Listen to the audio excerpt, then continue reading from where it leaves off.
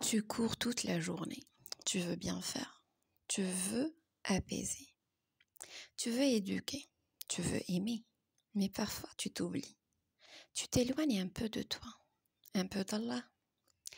Et si dans le silence des moments volés, tu entendais ces paroles de notre prophète sallallahu alayhi wa sallam, prends soin d'Allah et Allah prendra soin de toi. Prends soin d'Allah, tu le retrouveras devant toi. Un trésor, une promesse, et tout un chemin, mes sœurs. Mais que veut dire prendre soin d'Allah? Est-ce que nous, on prend soin d'Allah? Est-ce que le Créateur des cieux et de la terre a besoin de moi? Ben non, oui. Mais moi, pauvre âme oubliée dans le tourbillon du quotidien, j'ai besoin de lui. Tu as besoin de lui, ma sœur.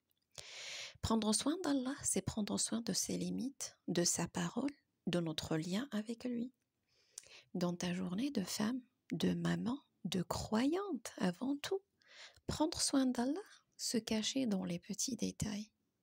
Fermer la porte doucement et dire Bismillah. Essuyer une larme d'enfant et dire Alhamdulillah. Résister à un mot dur, oui, et se rappeler qu'Allah entend. Allah, il est là. Refaire ses ablutions alors que le dîner brûle un peu et prier. Juste prier, ma sœur. Et alors, qu'est-ce que Allah te promet, ma sœur? Il dit, subhanahu wa ta'ala, je te protège, je suis devant toi, et crois-moi, tu le vivras. Pas derrière, pas à côté, ma sœur, devant toi, pour t'ouvrir la voie, te montrer les signes et t'empêcher de tomber là où tu ne pourrais plus te relever. Oui, crois-moi, ma sœur. Même si des fois c'est des moments où ils sont difficiles, on pense qu'ils sont difficiles. Mais c'est parce que Allah, il est avec toi. Il est en train de te nettoyer le chemin, de nettoyer ton cœur, de préparer pour autre chose, toute autre chose.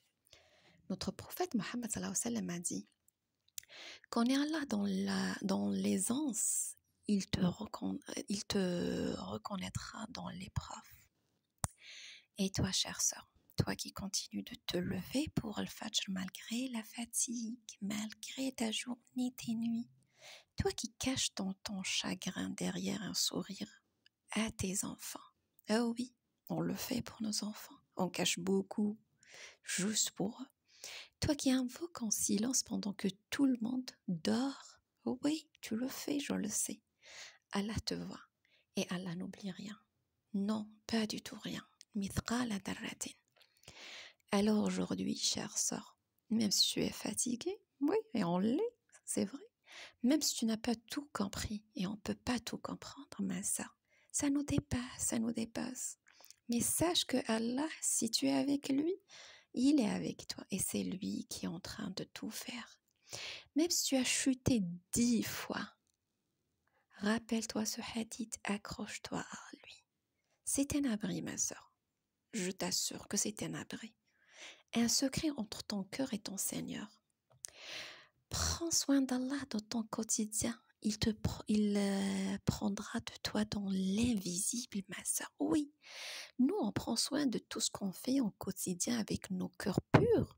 C'est ça le plus important, avoir un cœur pur. Et Allah dans l'invisible, parce que lui, il sait tout, il connaît tout. Et il est en train de nous préserver sans que le sache. On ne sache rien de ce qui se passe, on ne sache rien de ce film-là. Le script, on n'a pas le script, mais Allah, il l'a.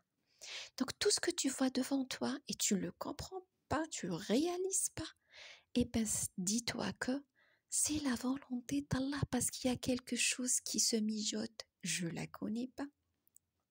Donc, il guidera tes pas, ma sœur, apaisera ton cœur, crois-moi, ma sœur, et fera jaillir la lumière là où tu ne voyais plus que l'ombre. Oh oui, parce qu'il te guide pour autre chose que lui seul sait.